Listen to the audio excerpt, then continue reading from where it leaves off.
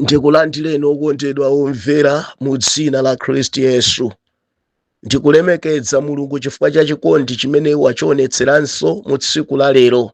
Okondedwa, lero ndi pa 8 December 2024, tsiku la Mulungu. Ndikumemezeni nonse amene mumakumana mu tsiku la lero. Ndiyamika adzulo munakapembedza, Mulungu akudalitseni. Leronso nonse amene mmakhala mu msonkhano wa Mulungu, okamkweza mpwe ndi kunthokoza pa zabwino ndi zamphamvu zimene Mulungu achita ndi miyoyo yathu. Hayi ndithu musajombe, musakhala otanganidwa nthawi ya zisangalo ngatino. Anthu ambiri amatanganidwa ndi zinthu zimene Mulungu sakupezeka. Ayi amatanganidwa ndi zinthu zimene sizimaumbira moyo. Koma ndimati ndilankhule nanu okondedwa, kuopsa kwa moyo uno amakuyang'anira Mulungu. Mulungu amayang'anira moyowo. Ino mutatanganidwa nkukhala bize chifukwa cha ntchito za dziko lapansi zimene mukamwalira sizikakupatsani moyo. Okondedwa, mukaonongeka chifukwa ndi chipongwe kwambiri kukhala munthu otanganidwa ngakhale osakhala ni nthawi yompatulira Mulungu. Kumadzimva ndine wa bize, ndine otanganidwa kwambiri, andi zimene okutanganidwa nazo zonzanga zili mpothera chifukwa si woyamba kuti unatanganidwa nazo. Hayi, alipo ina anakhala nazo bize andi anafika pona kuti sindikupezanso mpata upemphera chifukwa cha zimene ndili nazo. Kuopsa kwa Mulungu amakuchotsera zimenezo, kuteko ntchito zina zimene zimatha chifukwa tiniyo mmakhala bize, ndi Mulungu amafuna kuti tichose ntchitozi mwina zindipembedza. Koma ndimafuna ndipemphe inu amene mmakwanitsa kumpembedza Mulungu ndi kukhutira zimene Mulungu amakuchitirani. Khalani ndi mtima umasonkhana ndi anzanu ndi kumapembedza Yehova pa zabwino zazikulu zimene akuchitirani. Chokhacho choti wakusungani kumezi 12 ndi kuzafikabe muli ndi moyo lerolo, ndiye kuti Mulungu achita zambiri. Kunazona mwaona mitundu ya anthu akumwalira, achuma, osauka, amisala ndi ena wambiri atisiya, koma mugulu anthu otisiyawo ino mwapulumuka, ino muli mmoyo. Zoyenera kuti mutha kufa zinalipo, koma Mulungu okoma mtima anakomera mtima inuyo kuti mukhalepo. Chomwechonso inu zinkomerani mtima pokhulupirika pa Mulungu ndi kunchitira chifuniro chake. Ambuye akudalitseni okondedwa. Zulo tinali pano ndi mawu ochenjeza okondedwa, ndipo timakamba kwambiri okondedwa za mmene nyengo zikuyendera ku dziko, kuyipa kwa anthu mmene kukukhalira, mzimu wa ufiti umene watenga malo kwambiri pa dziko lapansi, mzimu wa satanizimu. Chokudya chako kungokhala kumangomwa magazi a anthu. Akamati wamwa juwisi kumwa magazi a anthu. Akamati wadya nyama ndikuti akudya nyama za anthu. Za masenga okondedwa omvera, ku dziko kuno ufiti uliko. M'bale, mawu a Mulungu akutionetsera kuti pa dziko pano pali anthu oyipa amene akamuona anzawo amamtenga kuti inde nyama. Nyama yoti tizidya ifeyo. Ndiye Bible limati muli ndi soka. Anthu oterono soka opemphera koma musiku amachita masenga, opemphera otumana kuti mumphewa make akutiwo tabweze ngongola amene tidangongola nyama za anthu ena ndeti akuzifuna. Okondedwa, zimeja zimachitika ku dziko kunoko ndipo zilipo, koma tamvetserani chifukwa zimene zimachitika chifukwa chopanda Yesu. Aliyense wakuchita chonyasa chotere Mulungu adzamuononga asanafike pononga kuchenjeza. Ndikuti titha kubwera kwa Ambuye. Ambuye ndi chinzimu chimenechi chomangolingalira kupha anzanga. Ndine wamasenga kwambiri ndipo ndapha gulu la anthu. Ambuye ndikhululukireni. Akukhululuka. Ambuye atithandize. Lero okondedwa mvera, ndifuna tikambe za ubwino wakuyenda ndi Yesu. Ubwino wakuyenda ndi Yesu. Pali ubwino okondedwa, pali ubwino wakuyenda ndi Yesu. Ndeti werenge buku la 2 Mafumu mutu nambala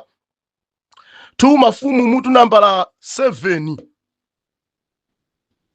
not 7 koma 2 Mafumu mutu namba 6.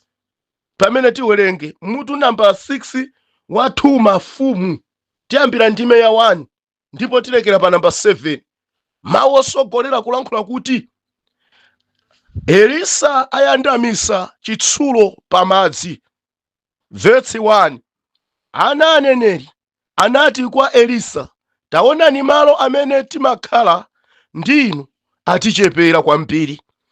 Tiloleni tipite ku Yorodani kumeneko akumene aliyense wa ife akadule mtengo umodzi kuti timange malo woti tizikhalamo.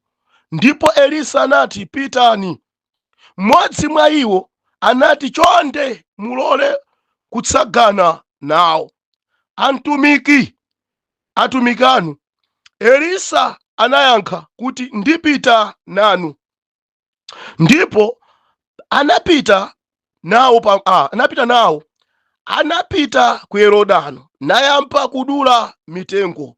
Pamene wina ankadula mtengo, nkhwangwa yake inaguluka nigwera m'madzi. Iye anafuwula kuti, mayo mbuye wanga, popeza ndiyobwereka. Ndipo munthu wa Mulungu uja anafunsa, yagwera pati? Pamene anamuonetsa malo, Elisa anadula kamtengo nakaponya pamenepo, ndipo nkhwangwayo inayandama. Elisa anati, itenge. Ndipo munthuyo anatambalitsa dzanja lake nayitenga. Mulungu, lemekezani mawu awa, dzina lanu likakwezedwe kudzera mu mphamvu yanu. Tili pano ndipo tilankhuleni, tizamva mu dzina la Khristu Yesu. Ameni. Ubwino wakuyenda ndi Yesu. Okondedwa omvera, Baibulo likutionetsera kuti panali ana aneneri. Ana aneneri, okondedwa omvera, amene ankakhala limodzi ndi Elisa, amene ankatumikira limodzi ndi Elisa. Anawa ataona ntchito ya Ambuye ikukula, anayamba kuona kuchepa kwa malo. Pampingo pafunikira pakhale ana ena amene adzikwanitsa maso awo ndi kumaona kuti malo amene tikukhalano pafunikira dzakuti zithangatire ntchito ya Ambuye. Okondedwa, tikakhala pa utumiki, tikakhala pa mpingo, sitimangoyang'ana abusa okha kuti azichita zonse. Ayi, pali zina zoyenera inuyo amene mumatumikiridwa ndi mtumiki kuti muzithanso kumona pali zotsowa dzina pano zimene zikufunikira titaziona timuze munthu wa Mulungu kuti pali izi timafuna zimenezi titazipanga motere. Ngati inu mtumiki, ngati inu mtsogoleri, tipange bwanji? Chikunditsangalatsa ana aneneri akuti ataona pamalopo kuti payamba kuwachepera, anakhala ndi mtima oganiza mawu kanthu kena kuti achite. Ndipo Baibulo likuti anapita kwa mtumiki wa Mulungu Elisa namudza kuti, taona ife malowa kuti atichepera, andi timaganiza kuti ife tipemphe mungotilola tilowere cha ku Yorodano. Kumeneko tikufuna tipite aliyense wa ife akadule mtengo umodzi. Andi tikabwera ndi mitengo imeneyi tizakuzire malo athu, tizakuzire malo ano, malo amene tikukhalano. Chifukwa pamene tikukhala pano pafunikira tipakuze, ndiye tikupempha mutilole tipite. Okondedwa, chimene amakapempha anthu awa ndi chilolezo. Pali zina musamachite pa mpingo mwa inu nokha. Okondedwa, ngati pa mpingopo muli ndi mtsogoleri, ngati pa fellowship ipo muli ndi mtsogoleri, ngati pa group WhatsApp ya mawu a Mulunguyo muli ndi mtsogoleri, pafunikira mukakhala ndi chochita china chilichonse musamangofika kuchichita, koma pafunikira pitani kwa amene mumatsogoleredwa naye, mumfotokozere za chimene chili mkati mwanu, za chimene mukuganiza, ndi kuti mumve achilandira bwanji. Okondedwa, atampeza Elisa kufotokozera, anavomera, pitani. Maganizo awa ngabwino. Pampingo pakakhala anthu oterewa, mpingo umayenda. Omadziwa kuti pampingo pano pali chosowa, pampingo pano sitingalole mpingo zooneka mmene ukuonekera. Andi pano ndi pamalo pamene timapembedzerapo Mulungu, pasamachite kumasoweratu zinthu zimene zimafunikira, zipangizo zimene zimafunikira. Pampingo pamene muzapeza mpingowo pali anthu olemera amagalimoto awo andalama, koma iti nkumasowapo zida. Okondedwa, zinkuza mawu ndi kumasowa. ndi kumasowapo malo zokhalira, anthu machita kukhala pafumbi. Mpingo tu anthu ambiri, mpingo kumadabwa ukukhala wa mauzu, koma anthu amene amapemphera a nyumba za malata. Okondedwa, pakusokera wina one vumbulutso kuti kusowa kwa malatawa ndi chinthu china chofunika tichite. Ndeti ukuze mpingo wathu tukuza pogula malata, uchoke pa mauzu, uchoke pamene timakhala pafumbi pafunikira tigule mipando mu mpingo muno. Koma mbale, masiku osiriza palibe maso oterewa omaona zosowa, anthu amene amakhala mmene mobize kusala zakudya kupemphera kumosamona chosowa cha mpingo. Ngozi mtima wakanga ndi wamba, mtima wali uma, sikuti anthu kuthekera kuti atha kusamala mpingo kulibe, ali nako kuthekera.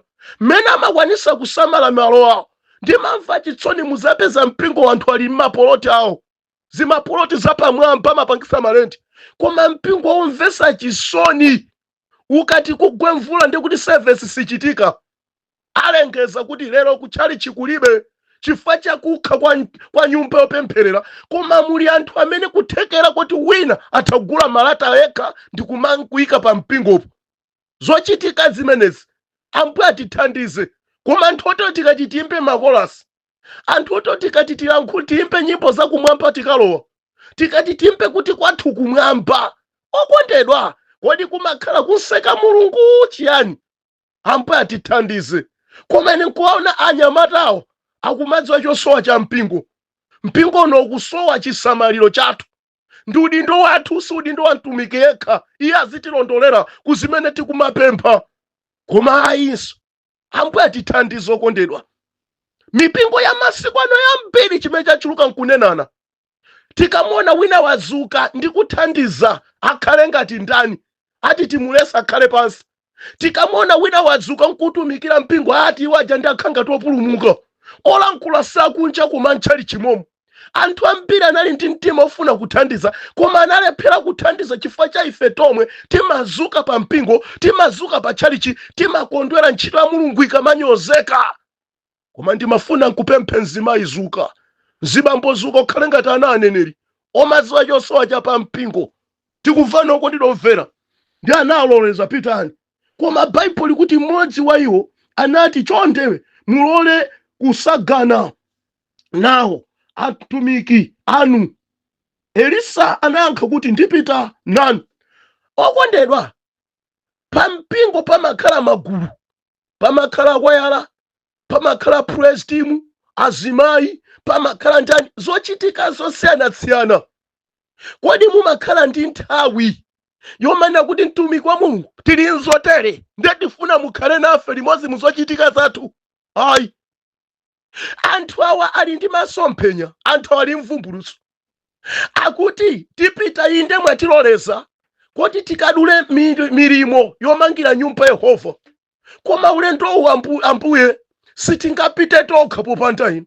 Nde wina anadzuka nkuna kuti tifuna inunso pa pologalamu yathu imene tinali lero, pa service imene tinayo ya chinyamata ino mukhalepo, pa service imene tinayo praise team mukhalepo, pa service ya pa mpingo yathu azimayi mukhale nawo service. Achita kukapempha, koma lero kulibe zimenezo. Lero okondedwa, mautumiki ambiri olo mipingo yathu amaderera mtumiki amene ali nawe, andisizimankhuza, amanyozedwa. Koma ana aneneriwa akumva kuti chilichonse chimene tingachite chikufunikira wamkulu achiziwe. Tikhale naye muzimene tili nazo ife pano, atilondolere mudzina zizikafunika iyeyo. Pena sitima pamvetsa zikatithandiza posamvetsetsekapo. Okondedwa, koma tikanakhala ngati utumiki uwu lero za mphamvu zikuchitika. Koma m'mapingo mwathu lero ana ndi akuluakulu ndi ana. Maka tikankakuti taziwati mauti wiri titatu, okondedwa, ndi pamakhala mwano waukulu pa mtumiki. Ambuye atithandize. nde wina atampempha mufunikira tisagane musasale pepani sikuti mukasenza inuyo ayimbwe wanga koma mutilondole tipite mutilondolere pakakhala dzina zofunikira inuyo ifeyo sitingathamange kubweranso kuno kuzatitalikira koma mungoyenda nafe chonde muyende nafe ulendowu tisayende tokha apa ndekuti ngati kuli kupempha akumusa mulungu kuti mulendo wanga Ambuye ife ndisayende ndekha ife atumiki munatitana ku ntchito yanu tisayende tokha tifuna inu ndekuti chinthu choyambira pa ulendo wanu amayi abambo muzisogoza mulungu koma lero ambiri maulendo wathu timamba tokha maulendo wathu tikumayenda titayamba tokha ndezikakatigwera tikumamfuna mulungu pamene mulendowo tinasiya mabanja athu lero timayenda tokha apapa ndekuti pafuna paonesa kuti ngakhale banja ukamayamba muze mulungu kuti ulendo wa banja langa muyende nani chifukwa pali zovuta zimene munthu amakumana nazo mbanja koma popanda inu Yehova sindingapambane lero ndinayamba ndekha banja nde ndimafuna kuti mulungu ampe kupezeka mbanja loyamba ndekhalo pamene mmene ndimayamba ndamusiya mulunguyo mavuto to amene mavuto okondedwa ntchito zako unayamba wekha lero ntchito zamba kuvuta umayamba kufuna mulungu ampe kuyenda nawe muzinthu zimene unayamba wekha hayi okondedwa mvera chinthu choyamba mpawapepesa pepani Ambuye ndinamba zinthu ndekha sininakuyitaneni lero zikundigwera zinthu faja zimene ndinambira chinthu choyamba chofunikira mundikhululukire siningambe kupempha thandizo kwa inu ndilibe chiyanjano ndinu pamene pochoka ndinachita kukusiyani okondedwa khalani mtima wa mulungu ndaye munthu wa mulungu sanakane anayamba kupita nafa ampempha Yesu sazakana pamwe wanu ngati niyo mwampempha pokhala muli mchiyanjano naye ulendo wanu wina uli wonse azayenda nani Bible ikulankhula kuna kuti pamenepo ndipo anapita ku Yorodano nayamba kudula mitengo pamene wina akudula mtengo nkhwangwa yake inaguluka nigwera m'madzi iye anafula kuti mayo mbuye wanga popeza ndiyobwereka okondedwa omvera atafika ku Yorodano ntchito inayambika kudula mitengo Bible kuti wina akudula mtengo nkhwangwa yake inaguluka ndipo inagwera m'madzi pompo anayamba kulira misozi inayamba kutuluka ubwino wakuyenda ndi Yesu okondedwa omvera munyengo zako ukalira amamva ubwino wakuyenda ndi Yesu amama zikakugwerani amakhala yankho kuzimene zakugwerani ubwino wakuyenda ndi Yesu okondedwa omvera nyengo zako zikakukukira iye amachosa zokukirazo ubwino wakuyenda ndi Yesu ubwino wakuyenda ndi Yesu banja limene lafika pa mapokoso chifukwa kuyenda ndi Yesu ukamwitanitsa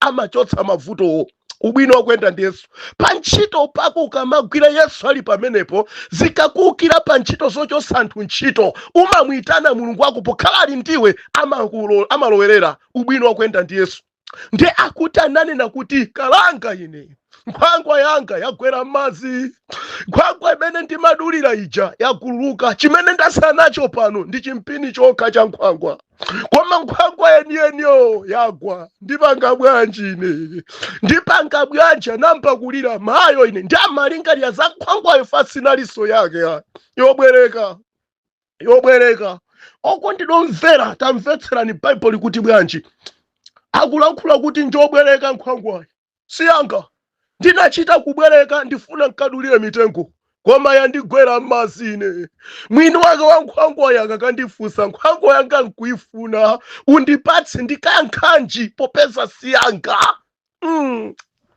tamvetsera chimene akuchita apa ndipo munthu wa mulungu auja anamfunsa yagwera pati pamenepo anamuonetsa nalowa na malowo Elisa anadula kantengo nakaponya pamenepo ndipo nkhwangwayo inayandama Elisa anati itenge ndipo munthuyo anatambalisa dzanja lake naitenga okondedwa kulira kwa munthu otaya nkhwangwa kudampangisa Elisa kumva kulira kwa inu amayi chifukwa mukuyenda ndi mulungu mukuyenda ndi Yesuyo amamva kulira kwanu mpemphero lanu amamva kulira kwanu okondedwa omvera pa moyo wanu.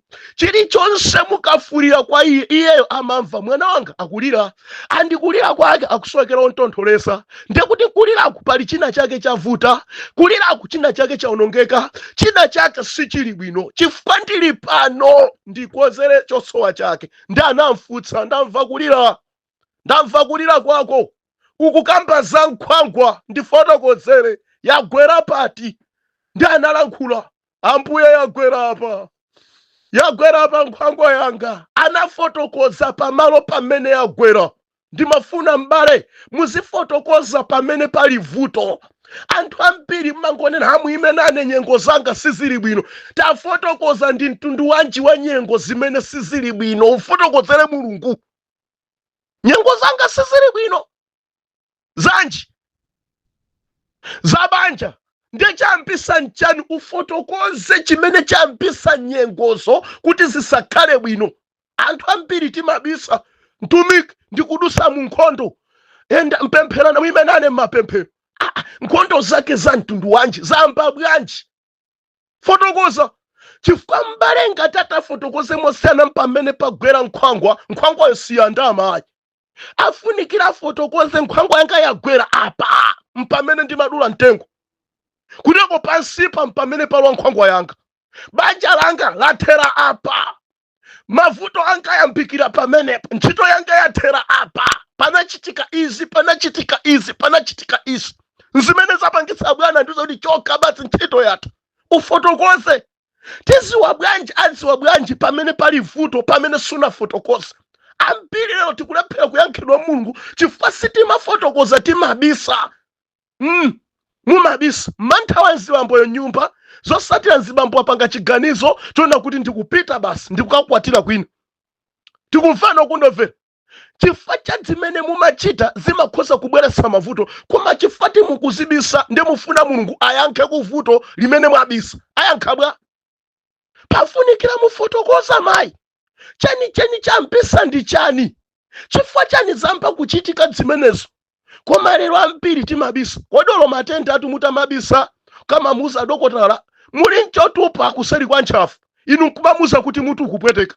Mapeto acha kupasani mankhwala mutu koma chotupacho chizipwetekabe. Chifukwa mwabisa ali anampeza nesi wake ndi wankazi ndiye kuti afika aone kuseri kwa ntchafu yanga ineyo sindifuna. Ukudwala tu ndiweyo. Akudwala sinesiyo. Nesi yongofuna kuthandiza kuvuto limene akugwera. Ndewe kubisa vutolo. Umalira tu vutolo. Andilifika poti banja lolita chifukwa kubisa vuto. Ambiri timabisa vuto limene lambisa zinthu koma kumafuna yankho lochokera kwa Mulungu lichokera pati. Ambuye atithandize. Bible likuti anatenga kantengo Elisa ndipo anakaponya peni pamene panagwera nkhwangwa. Atangoponya pantia kantengoko Bible likuti nkhwangwa inayandama. Ndiye Elisa yekha amene angakwanitse kuyandamisa kankhwangwa kogwera m'madzi. Ndi Yesu yekha amene angakwanitse kuyandamisa banja limene linatha kale. Ndi Yesu yekha amene angakwanitse kuyandamisa ntchito imene inatha kale. Ndikuti itoledwenso ikhale m'manja mwako chifukwa tolayo ndiweyo. Iyeyo ntchito yake nkukuza kuti pokhala chatuluka ndi chimene chayandama iweyo utole chikhale chako pokhala nchako ukabwetse. Kodi mmadziwa okondedwa kuti moyo umene tikuyendera ku dziko kuno, moyo umene tikutambira nawowu, moyo umene tikuberawu njoko ngobwereka? Kodi banja limene mukuchita matama lumaza kuti silanu ndi la Mulungu? Chifukwa banja limachokera kwa Mulungu. Ndiye kuti amapereka banja ndi Mulungu. Ndimwene kuti mwini wacho wa banja ndi Mulungu. Okondedwa pakanafunikira mwini wake wa zinthu azikhala pa ulendo wanu. Musamayende nokha okondedwa omvera. Katundu yense amene mwine ku dziko kuno njobwereka. Kodolo nyumba imene tumagona siyanu ndi obwereka. Ndifaka ifika nthawi kuti mumwalira nyumba muzayisiya. Chifukwa siyanu mukukhala mwifa muli ku dziko kunoko. Olo mmakhala mabiza andi kuzisaka amwene. Ndifuna ndimange mapulota ambiri chaka chinocho. Aonsewo siyanu muli ndi moyo muzilandira ndalama. Koma mukangoti mwamwalira mwathana nazo, palibe kunyamula mapoloti, palibe kumaitanisa ndalama muli kumanda, zonsezo mwathana nazo sizinali zanu zobwereka. Ndecho bwerekacho pafunikira Yesu mwini wake atsogolere moyo wanu. mukuniva handi makhala biza amweni pano pande ndili mbize ndikusegula mashopu osati masewera inde khalani bize koma nzobwereka sizanu ndichifake tsiku nake mumwalira mukamwalira kuzonse muzansira mwini wake mulungu ndiye kuti mulungu azasankhanso ena oti azapitirize zimene munagwira kuti palibe chanu kuziko kuno mmene munabwerera ndi mmene muzachokere chofunikira mukamachoka mukhale muli ndi Yesu musalole kuononga chimene ncha Yesu zipangizo za Yesu musazaonongayi lero timakhoza kumalezera kuononga chobwereka lero timakhoza kumapanga zigololo kuononga chobwereka okondedwa pali mwini wake zina lake Yesu pona kuti chatayika kutayika uku ndi kutaya chikhulupiriro akutaya Yesu okhala mwa inu koma pafunikira pemphero lolapa kuti likudzeni kuti Ambuye ndifuna mubwererenso mwa ine pokhala ndagwirisa ntchito zimola kuika pokhala moyo wanga ndi wanu ndi wa inu mwini wake ndifunikira tsiku nake nzaka kubwezereni ndiye lero ndauta achifukwa cha nyanga ndauta chifukwa cha dzigololo ndauta achifukwa cha ufiti ndauta chifukwa cha maboza ndauta chifukwa cha miseche zimene chamukamuza mulungu ku pamenepo azamva ndipo azabwezeresa muzakhalanso mtumiki wa mulungu kufikira tsiku la kuchoka mdziko lino mukukabweza cha mwini wake akachilandira chili cholungama cha umphumphu monga anayikira mwa inu koma ngati simukhala ndi mtima wotere mukaya nkhanji zake za mulungu akakamazifuna pokhala nzobwereka inu kuziko uno mwazita chifukwa cha makhalidwe achitayiko mukankhanji Ambuye akudaliseni okondedwa omvera pamene mukulingana za moyo wanu umene mukuyenda nawo pokhala ndi wobwereka andi mukonzekeresa bwanji kuti mwini wake olandira moyo akaulandira uli wamphumphu anawa atayenda ndi Khristu atayenda ndi munthu wa mulungu anayendanso ndi Yesu ubwino wakuyenda ndi Yesu zikakugwera amakuthangatira nyengo zako zikafika poonongeka amazibwezeresa kukhala zabwino musapange chiyanjano ndi dziko limene lilibe yankho pa mavuto anu koma chipangani chiyanjano ndi Yesu amene amakhala yankho ku mavuto anu enda naye nthawi zonse ndipo muzakhala ndi yankho lopezekeratu Ambuye akudaliseni kufikira titazakumananso wiki ya mawa ngati mulungu ativomereza mkwatulo uchitika mu dzina la mphamvu la Ambuye wathu Yesu Khristu amen.